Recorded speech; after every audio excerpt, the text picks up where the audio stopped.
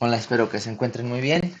El día de hoy analizaremos el tema de algunas partes del tallo de la planta, junto con otras cuestiones de lo que vendría siendo, pues obviamente, la homeostasis. Entonces, bueno, de primera impresión tenemos aquí lo que es la estructura y función del tallo. Sí, queremos analizándolo uno por uno y cada uno de ellos, en el cual pues obviamente encontraremos eh, que la función principal del tallo de una planta es sostener sus hojas y sus estructuras reproductoras. El tejido vascular en los tallos transporta agua y sustancias disueltas a través de la planta y brindan soporte. Estos tejidos están distribuidos en haces o grupos rodeados por células de parénquima. Como ya lo habíamos platicado, ya lo habíamos analizado, en parte del tejido eh, pues vascular teníamos lo que era el floema, que va a transportar agua y sales minerales disueltas de las raíces hacia la punta, y en la parte de lo que es el xilema, pues obviamente sería la parte de la producción de eh, o la elaboración de azúcares disueltos y de nutrientes que van a viajar desde la raíz hasta las hojas y viceversa. Todo esto con la finalidad de que se le dé a la planta la nutrición necesaria. Por otro lado, tenemos que el tallo va a estar formado por una yema terminal, una yema axilar entre nudos, ramas y nudos que van a permitir el crecimiento adecuado de las ramas, ¿sí? Y obviamente, por supuesto, de los tallos, que van a ser la parte fundamental de la estructura y función del tallo. ¿Cómo crece un tallo? Bueno, las células producidas por el meristemo apical, ¿sí? Que es el meristemo que permite el crecimiento longitudinal, que es el crecimiento primario, ¿sí? Causan el aumento en la longitud del tallo. A medida que la planta crece más alto, un incremento en el diámetro del tallo provee soporte adicional. En plantas anuales, el aumento en el diámetro del tallo se debe al aumento del tamaño de las células. El aumento en el diámetro en las plantas como las eudicotiledóneas perennes y las coníferas se debe a la producción de células por parte del cambium vascular. Entonces, pues obviamente nuestra diapositiva nos está mencionando que el crecimiento de las células, ¿sí? Que hacen que el tallo crezca son principalmente producidas por el merístemo apical. Recordemos que tenemos también el merístemo secundario, que es el que va a causar el ensanchamiento precisamente de lo que vendría siendo el propio tallo o de la propia planta. Sin embargo, pues los merístemos apicales causan el crecimiento primario del tallo. Conforme va creciendo el tallo, pues obviamente se van desdoblando otros tipos de tejido que pues al fin y al cabo van a permitir el crecimiento de manera correcta del tallo. Y bueno, tenemos diferentes tipos de tallos. Tenemos, por ejemplo, el tubérculo, que es de la papa blanca, y la función es el almacenamiento de alimento. Tenemos el ejemplo del lirio, que la función del tallo será el almacenamiento de alimento y reproducción asexual. Y tenemos por ejemplo, estolón o planta rastrera, que están formadas en partes formadas por cintas, que es la reproducción asexual. Después tenemos el almacenamiento del alimento, en el caso de los bulbos del narciso, que tienen esta característica tan peculiar, y por ejemplo el azafrán, que sirve como almacenamiento de alimento. Recuerden que cuando hablamos de tallos, por lo regular, la mayoría pues permitirá el almacenamiento y la reproducción asexual, literalmente, de las plantas, pero la principal el principal funcionamiento es el almacenamiento del alimento. Entonces, eso es lo más importante con respecto a estos organismos. Después tendremos lo que es la estructura de la hoja. La función principal de la hoja es la fotosíntesis y su estructura está bien adaptada para esta función. Ya como nosotros sabemos, la estructura principal de las hojas, pues obviamente permitirá que exista la mayor, pues digámoslo así, proyección o la mayor cantidad de incidencia solar sobre la propia para que se ocupe la mayor cantidad de esta energía solar y se produzca este proceso llamado fotosíntesis, que es principalmente la elaboración o producción de energía química a partir de energía lumínica. La mayoría de las hojas tiene una porción aplanada llamada lámina, que tiene un área de superficie relativamente grande y dependiendo de la especie de la planta, la lámina puede estar unida al tallo por un pedúnculo que se llama peciolo. Entonces aquí podemos ver la estructura de la hoja, que es la lámina, y podemos encontrar la estructura llamada peciolo. ¿Sí? La célula epidérmica superior, como ya le hemos hablado, va a producir una especie de cera que va a permitir que exista la desecación propia de la planta. Tenemos también la célula del mesófilo en empalizada, que en este caso pues obviamente será pues esta estructura como la podemos observar en esta parte. También la planta recordemos que tiene espacios o estructuras pues con aire que le va a permitir también mantener turgencia. Va a tener un haz vascular que va a estar formado por xilema y floema, el cual le va a permitir el transporte de sustancias nutritivas hacia toda la planta. También tenemos las células del mesófilo esponjoso y la célula epidérmica inferior. También tenemos a lo que es la cutícula, el estoma y la célula guardiana. La estructura interna de la mayoría de las hojas está bien adaptada para la fotosíntesis. Contiene muchos cloroplastos y constituyen el tejido que se llama mesófilo en empalizada o capa empalizada. Bajo el mesófilo en empalizada está el mesófilo esponjoso, que está formado por células de forma irregular distribuidas libremente en espacio alrededor de ellas. Entonces, bueno, la estructura interna de la mayoría de las hojas está bien adaptada para la fotosíntesis y contiene muchos cloroplastos que constituyen el tejido que se llama mesófilo en empalizada. Como nosotros podemos ver, justamente en esta parte podemos encontrar una gran cantidad de cloroplastos, los cuales van a permitir el proceso de producción literalmente de este proceso fotosintético. Y bueno, ¿cuál es la visión general de la fotosíntesis? La mayoría de los autótrofos, incluidas las plantas, crean compuestos orgánicos como azúcares mediante un proceso llamado fotosíntesis. Recuerda que la fotosíntesis es el proceso que transforma la energía lumínica en energía química. Aquí tenemos el sol, va a mandar su energía directamente sobre la planta, que liberará agua, sí, y producirá dióxido de carbono y al igual que el oxígeno, y esto les permitirá a estas estructuras o a estas plantas pues el poder realizar el proceso fotosintético gracias a unas estructuras sumamente especializadas llamadas cloroplastos. Bueno, la fotosíntesis ocurre en dos fases. Los sitios donde estas fases se llevan a cabo son dos. La número uno es las fases o las reacciones dependientes de la luz. La energía lumínica es absorbida y luego se convierte en energía química formada a partir de ATP y NADPH. Y en la fase 2, las reacciones independientes de la luz formadas en la primera fase, que es el ATP y el NADPH, formados en la fase 1, servirán en la fase 2 para la elaboración de la glucosa.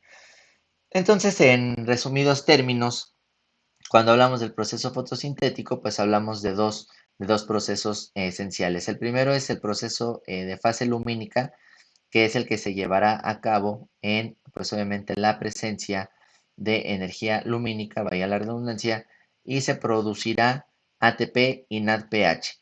Este ATP y NADPH elaborados en la fase lumínica posteriormente serán elaborados en la fase, digámoslo así, oscura, en donde este ATP y el NADPH que fueron sintetizados en la primera parte serán utilizados en la fase 2, que es la no dependiente de la luz, es decir, la fase oscura, serán utilizadas para producir la glucosa, que como ustedes conocen y ustedes saben es una azúcar. Entonces, pues existen dos fases, la lumínica y la fase oscura.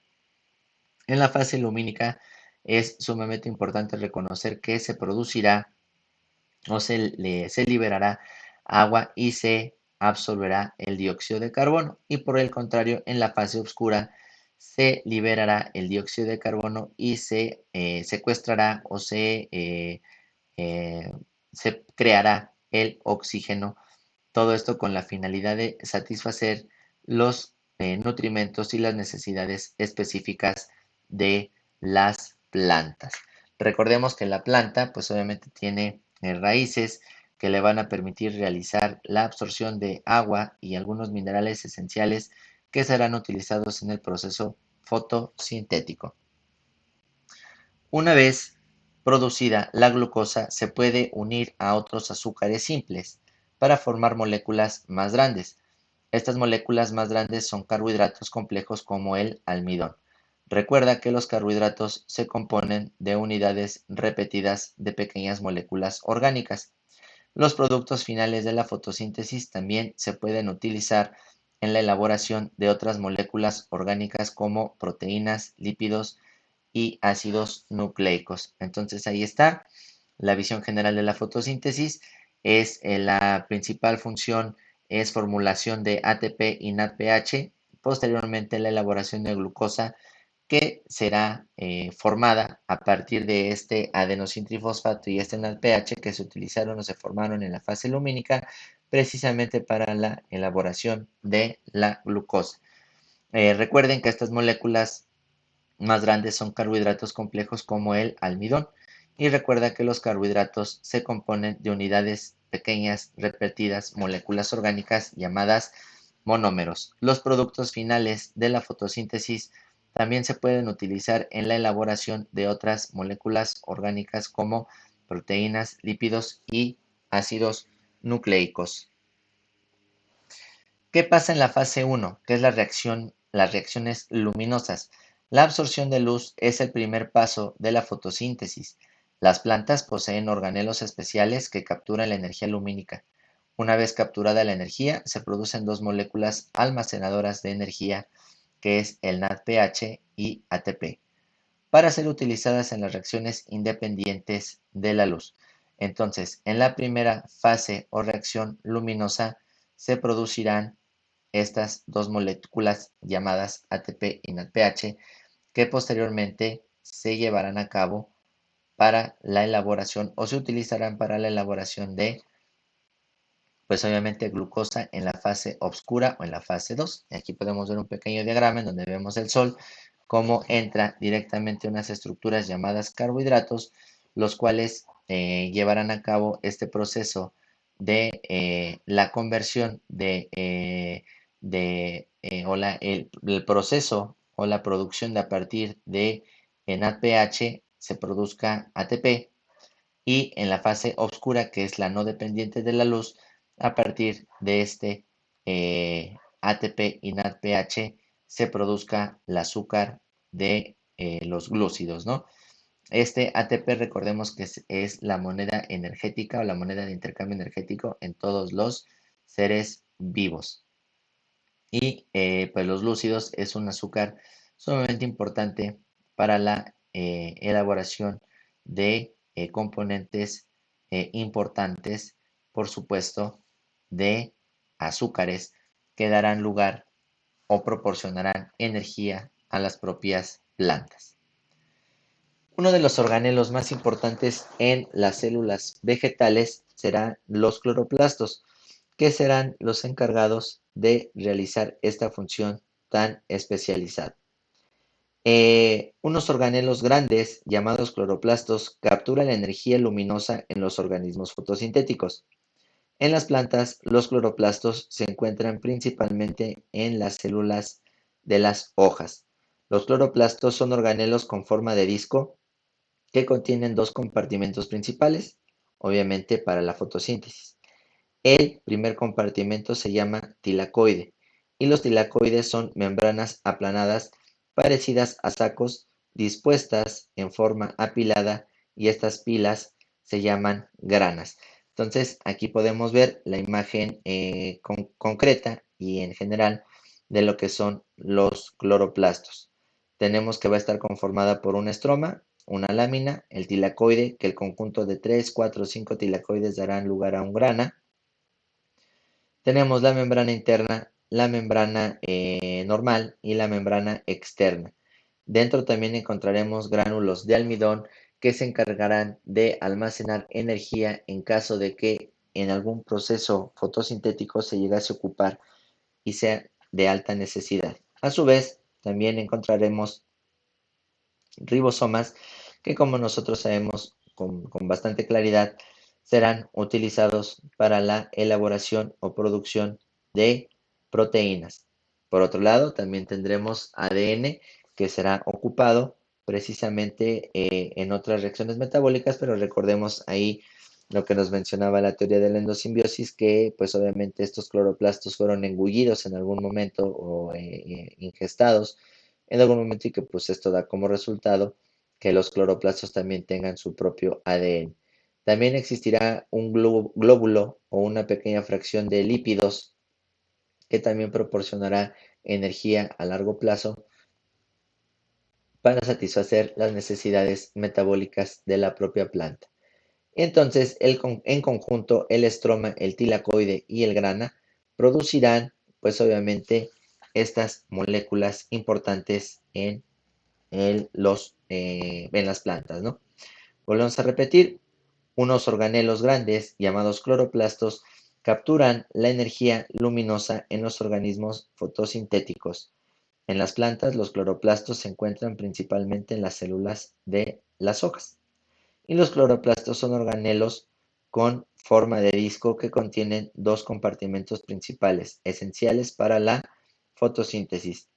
El primer compartimento se llama tilacoide y los tilacoides son membranas aplanadas a sacos dispuestos en forma apilada y estas pilas se llaman granas.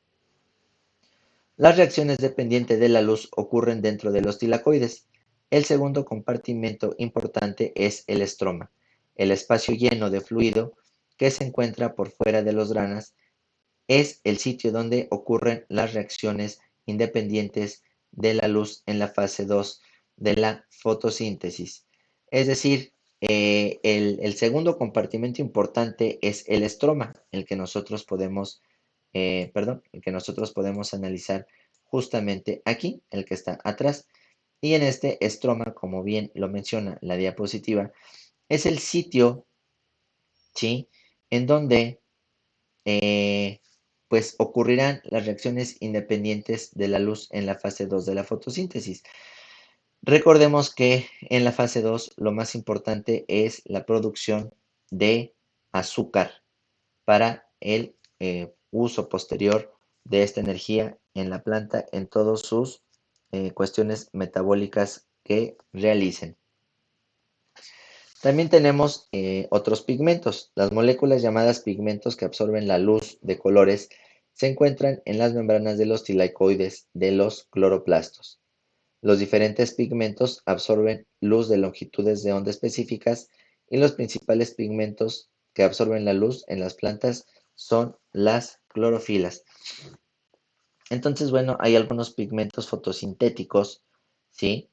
Que están dentro del cloroplasto, lo que van a hacer que de alguna u otra manera, pues se absorba la luz y esta energía sea transferida a estos tilacoides y a estos granas que permitirán, pues obviamente, la elaboración de nutrimentos necesarios para la propia planta. Y bueno, pues hay muchos tipos de clorofilas, pero las dos más comunes son la clorofila A y la clorofila B.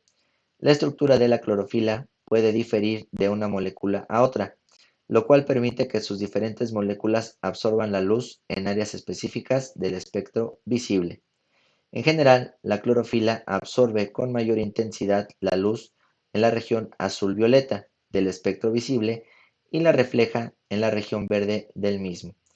Es por esto es que las partes de las plantas que contienen clorofila parecen verdes al ojo humano. En este caso podemos ver la estructura de una clorofila y veremos que en el centro de esta clorofila se encontrará pues obviamente un ion magnesio que dará forma o lugar a lo que nosotros conocemos como clorofila. Existe clorofila tipo A y existe clorofila tipo B. Aquí las podemos identificar con este radical carboxilo y el radical libre CH3. ¿Qué son los pigmentos? Bueno, uno de los grupos de pigmentos accesorios es el de los carotenoides, tales como el betacaroteno, ¿sí? Que absorbe la luz principalmente en las regiones azul y verde del espectro, mientras refleja más luz en las regiones amarillas, naranjas y rojas. Los carotenoides dan lugar a las zanahorias y a las patatas. Como nosotros podemos ver, en los carotenoides el característico color siempre será anaranjado. Y en las patatas, pues no existe esta presentación de estos carotenoides, digámoslo así, visibles, porque están dentro de el mismo, de la misma patata, ¿no? Después de que en la fase número 1 se sintetizó el ATP y el NADPH para que posteriormente sea utilizado en el proceso 2 fotosintético, que es la fase oscura o la fase no dependiente de la luz de la fotosíntesis, ¿sí? Existe un proceso muy importante que se llama el ciclo de Calvin. Aunque el NADPH y el ATP proporcionan grandes cantidades de energía a las células, no son moléculas suficientemente estables como para almacenar energía química por largos periodos de tiempo. Por lo tanto, existe una segunda fase de la fotosíntesis llamada ciclo de Calvin, donde se almacena la energía en moléculas orgánicas como la glucosa. Las reacciones del ciclo de Calvin también se conocen como reacciones independientes de la luz, ¿sí? Es decir, que no se utilizan en lo absoluto. Entonces, recordemos, aunque el NADPH y el ATP proporcionan grandes cantidades de energías a las células, no son moléculas suficientemente estables como para almacenar energía química por largos periodos de tiempo. Por lo tanto, existe una segunda fase de la fotosíntesis llamada ciclo de Calvin, donde se almacena la energía en moléculas orgánicas como la glucosa. Las reacciones del ciclo de Calvin también se conocen como reacciones independientes de la luz, es decir, que no se necesita la luz directamente para realizar estas producciones de moléculas. En la primera etapa del ciclo de Calvin, denominada fijación del carbono, 6 moléculas de dióxido de carbono se combinan con 6 compuestos de 5 carbonos para formar 12 moléculas de 3 carbonos, llamadas fosfoglicerato, ¿sí? La unión del dióxido de carbono con otras moléculas orgánicas se denomina fijación del carbono. Entonces, aquí tenemos, ¿sí? Como estos 6 moléculas que podemos ver aquí de dióxido de carbono se combinan con 6 compuestos de 5 carbonos, ¿sí? Para formar 12 moléculas de, eh, para formar, perdón, 12 moléculas de 3 carbonos, llamadas fosfoglicerato 3, PGA3. ¿vale?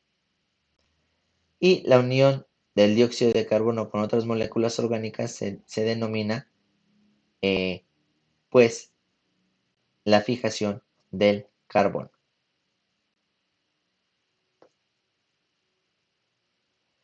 En la segunda etapa, la energía química almacenada en el ATP y el NADPH se transfiere a las moléculas PGA3 para formar moléculas de alta energía llamadas gliceraldehído 3-fosfato.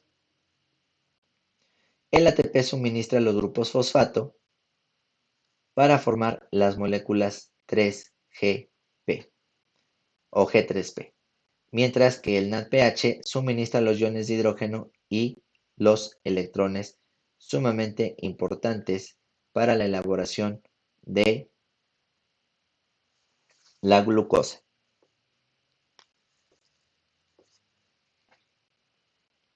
En la tercera etapa, dos moléculas de G3P dejan el ciclo para ser usadas en la producción de glucosa y otros compuestos orgánicos. En la etapa final del ciclo de Calvin, una enzima llamada rubisco convierte las 10 moléculas restantes del G3P en moléculas de 5 carbonos llamada ribulosa 1,5-bifosfato. Las plantas usan los azúcares formados durante el ciclo de Calvin como fuente energética y como base para los carbohidratos complejos, incluida la celulosa, que proporcionan soporte estructural a la planta. Por otro lado, tenemos lo que es la respiración celular. Recuerda que los organismos obtienen energía en un proceso llamado respiración celular. Y la función de la respiración celular es tomar electrones de los compuestos de carbono como la glucosa y usar esta energía para elaborar ATP.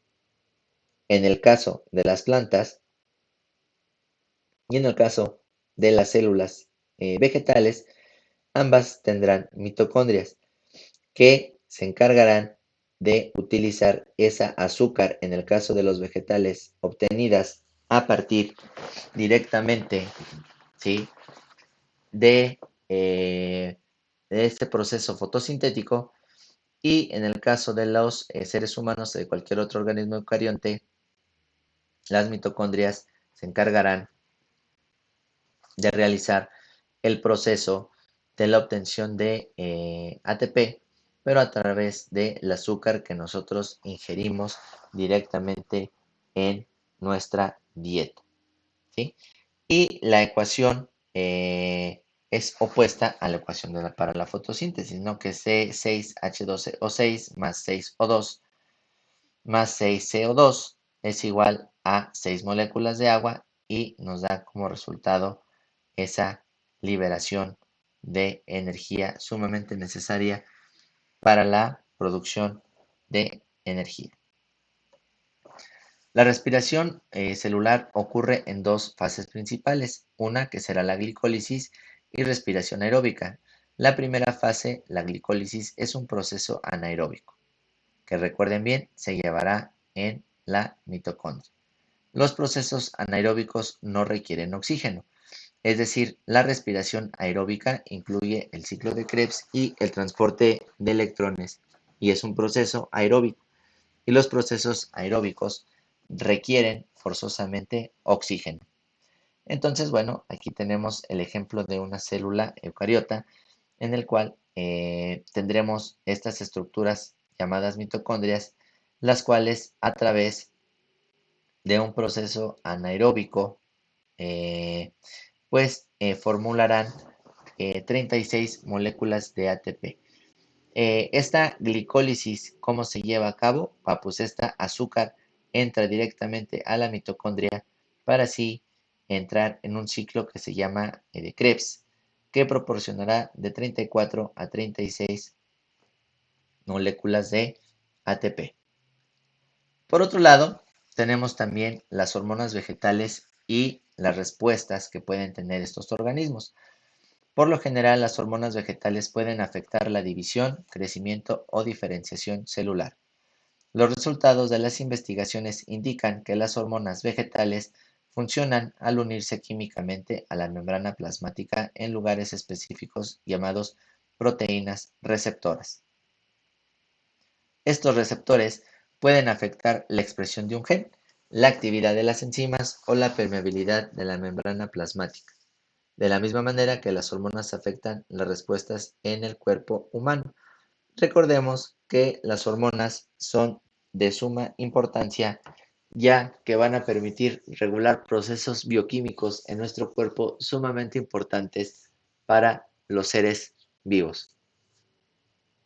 En este caso, las hormonas vegetales serán liberadas a lo largo y ancho de la planta, las cuales harán, pues obviamente, blanco en alguna célula objetivo, lo cual permitirá que la planta, pues, tenga crecimiento, encoja, crezca y realice diferentes funciones entre sí. Dentro de las diferentes, pues obviamente, podríamos decirlo así, hormonas, pues hay unas que son muy, pero muy importantes que mencionar. Y en este caso se las voy a comentar o se las voy a hacer saber. La primera de ellas es la auxina. Y la auxina generalmente estimula el alargamiento o elongación de las células. Las investigaciones indican que las células jóvenes tienen un proceso, indican que en las células jóvenes este es un proceso indirecto. Las auxinas o la auxina promueve el flujo de iones de hidrógeno mediante las bombas de protones. Desde el citoplasma, este crea un ambiente más ácido que, pues obviamente, debilita a las uniones entre las fibras de celulosa en la pared celular. Esto también activa la pared celular y eso también activa ciertas enzimas que ayudan a romper la pared celular y así provocar el crecimiento. Debido a la pérdida de iones de hidrógeno, el citoplasma del agua entra en la célula, ¿sí? Entonces, las auxinas sirven principalmente para la elongación o alargamiento de las células jóvenes, de las plantas, ¿sí? Y obviamente va a promover el intercambio o el flujo de iones de hidrógeno mediante las bombas de protones. Y aquí tenemos una imagen de lo que hacen las auxinas en las plantas. Las auxinas son fitohormonas que regulan el crecimiento vegetal. Las auxinas en altas cantidades pueden matar a la planta y o pueden trabajar en conjunto con citoquininas para el desarrollo de la planta. También tenemos auxinas como el ácido indol acético. En altas dosis de auxinas pueden estimular la síntesis de etileno. A su vez, también existe expansión celular, división celular y formación de raíces. Se sintetizan en ápices y en las raíces y se transporta por el floema. Entonces, las auxinas permitirán el alargamiento o la elongación de los compuestos vegetales. Llámese, pues obviamente, planta, árbol, ¿sí? O maíz, ¿sí? Las auxinas tendrán un juego fundamental en el crecimiento de los propios organismos. La auxina afecta la formación de frutos e inhibe su caída. Esa es otra de las ventajas de la auxina. Las investigaciones han mostrado que la producción de auxina disminuye a medida que las células van madurando. Es decir, entre una planta sea más madura, las auxinas, esas hormonas importantes llamadas auxinas, dejarán de poder, pues obviamente, crecer, ¿no? Y obviamente, pues, inhibe la caída de los organismos, en este caso, de los frutos. Entonces, las auxinas son muy importantes en la producción de estas plantas, pero pues mucha en cantidad pasa a morir. Por otro lado tenemos las giberelinas, ¿sale? Es un grupo de hormonas vegetales llamado giberelinas, produce elongación de las células, estimula la división celular y afecta el crecimiento de la semilla. Las giberelinas son transportadas en el tejido vascular. Las plantas enanas y muchas veces carecen ya sea de los genes para la producción de la giberelina o de los genes para las proteínas receptores de las giberelinas. Entonces, no cualquiera o no todas las plantas pueden tener esta liberación de hormonas.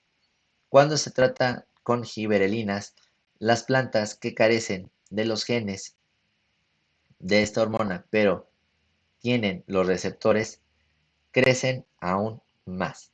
Y la aplicación de giberelinas a una planta ocasiona un aumento de altura. Entonces, pues tenemos las auxinas que provocarán una elongación en las hojas de las plantas, y las giberelinas pues obviamente provocarán que crezcan al igual manera, que tengan una elongación hacia arriba, es decir, vertical. Y pues eso es muy bueno para las personas que tienen sus propios cultivos y sus propias plantas. La adición de giberelinas y auxinas serán indispensables para la elaboración de sus propios alimentos, perdón. También tenemos otra que es muy importante, que es llamada etileno. Es un compuesto simple de 2 átomos de carbono y 4 átomos de hidrógeno. El etileno se encuentra en tejidos vegetales como los frutos en maduración, las hojas moribundas y las flores. Como el etileno es un gas, se puede difundir a través de los espacios en las células y también es transportado dentro del floema, aunque puede afectar otras partes de las plantas. El etileno afecta principalmente la maduración de los frutos. El etileno hace que las paredes celulares del fruto verde se debiliten y que sus carbohidratos complejos se conviertan en azúcares simples, y por ende razones los frutos expuestos al etileno son más blandos y dulces que los frutos verdes.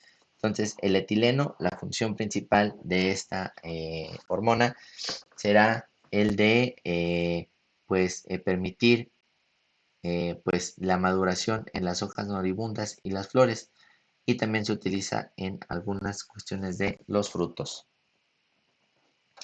Por otro lado tenemos a las citoquininas. Las citoquininas viajan a través del xilema y promueven la división celular al estimular la producción de proteínas necesarias para la mitosis y los citoquinesis. Como las citoquininas aumentan la tasa de crecimiento, a menudo se añaden a medios de cultivo que se usan en el cultivo de tejidos, una técnica de laboratorio para el crecimiento de plantas a partir de trozos de tejidos vegetales.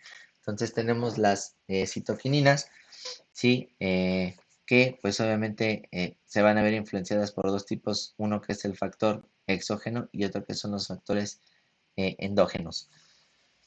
En las citokininas tenemos la luz, en ellos influyen también la baja temperatura, el oxígeno, los nitratos y los fosfatos. Y condiciones de estrés también están, por supuesto, acostumbradas a sobrevivir. Y en el caso de la otra imagen, podemos ver que el etileno y las giberelinas se producen cada uno para una función especial en las células que estamos analizando. Y va a llevar 5 pasos, perdón, que es la división celular, la germinación de semillas, brotes laterales, movilización de nutrientes y el envejecimiento. Las plantas también tienen un tipo de respuesta, pero esta es más respuesta cuando existe digamos, una falla, ¿sí? En las cuestiones de que la planta reciba muchísimos toques o reciba muchísimos impulsos, ¿no? Entonces, la respuesta de una planta que causa un movimiento que no depende de la dirección del estímulo es una respuesta nástica. Un ejemplo de respuesta nástica es la apertura de las hojas durante el día y el cierre en la noche para conservar el calor o el movimiento de las plantas de las hojas. En la mimosa púdica, al tocarlas, los movimientos násticos son causados por un cambio en la presión del agua y en las células de la hoja. Cuando el estímulo termina, las hojas terminan retomando sus posiciones originales, pero que en realidad eso es muy raro. Por lo regular, siempre la mimosa púdica es muy delicada porque como causa mucha afección o interés, pues a cada rato ahí hay gente que le está picando, que le está haciendo ahí cosas a la planta, lo que termina por estresarlo y, por supuesto, también termina en su muerte. También tenemos respuestas trópicas. Un tropismo es la respuesta de crecimiento de una planta a un estímulo externo. Si el crecimiento de la planta se dirige hacia el estímulo, el tropismo es positivo. Si el crecimiento se dirige hacia el lado opuesto del estímulo, el tropismo es negativo. Y existen distintos tipos de tropismos, incluyendo al fototropismo, el gravitopismo y el figmotrismo. Vamos a analizarlas una por una. ¿Qué es el fototropismo? Bueno, pues el fototropismo es la respuesta de la luz en el crecimiento de una planta y es ocasionada por una distribución desigual de la auxina. Hay muchos menos auxina en el lado de las plantas que está hacia la fuente de luz y más hacia el lado opuesto a la fuente de luz, debido a que la auxina causa la elongación de los o de las células, ¿sí? Y las células en el lado compuesto o opuesto, ¿sí? Eh, a la luz se alargan, por lo que causa ese lado del tallo crezca más. Esto ocasiona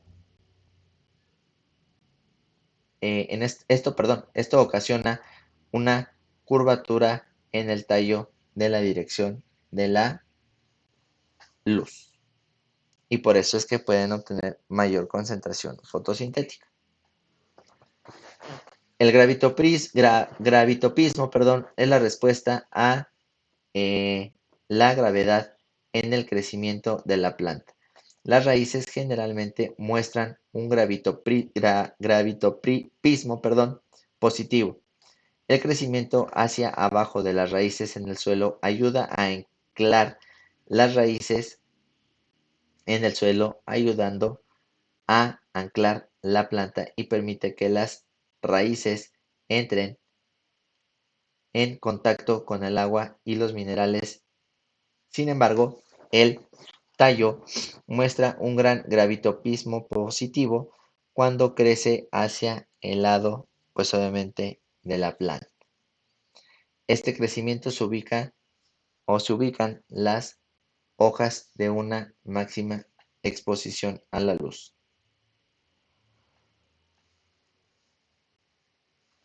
Después, por otro lado, tenemos las respuestas trópicas. Otro tropismo que muestra algunas plantas es el tignotropismo. Esta es la respuesta de crecimiento a un estímulo mecánico como el contacto con un objeto, otro organismo e incluso el viento. Este tignotropismo es evidente en las enredaderas que se enroscan alrededor de una estructura cercana como una cerca o un árbol. A esto le llamamos tignotropismo. Y bueno, dejando un poquito al lado, tenemos un poquito de los antecedentes de la fisiología humana. La fisiología es el estudio del funcionamiento normal de un organismo vivo y de las partes que lo componen, incluso sus procesos químicos y físicos. La palabra fisiología significa literalmente estudio de la naturaleza. El precursor de esta ciencia es Aristóteles, ¿sí? Ya que utilizó el término en este sentido amplio para describir el funcionamiento de todos los organismos vivos y no solamente el del cuerpo humano, sino que el de también otros organismos. Por eso también aquí es muy importante que lo comentemos. Algunos antecedentes de la importancia de la fisiología, pues tenemos a Hipócrates, que es considerado el padre de la medicina, y usaba el término fisiología con el significado del poder curativo de la naturaleza. Y por lo tanto, la disciplina se asoció más estrechamente con medicina alternativa, ¿no? O a veces también con alternativa normal. Bueno, con alternativa, pero de parecerse a las cuestiones humanas, ¿no?